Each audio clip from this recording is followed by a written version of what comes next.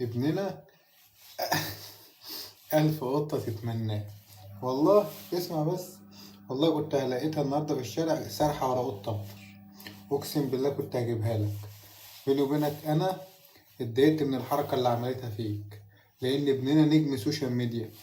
1000 قطة تتمناه. الشمامة دي عواطف اللي كانت بتجري ورا القط الأخضر، أنا يا باشا هخليك تقهرها. أنا هجيب لك حتة بلدي تستحمل التخلف اللي أنت فيه ده. هجيب لك حتة بلدي تستحمل التخلف اللي أنت فيه ده، لأن أنت فيه ده مش عقلاني. هجيب لك حتة بلدي تستحمل التخلف والعبط ده، وتكون برتقاني برضه. تكون إيه؟ برتقالي. هل هتستحمل العبط ده؟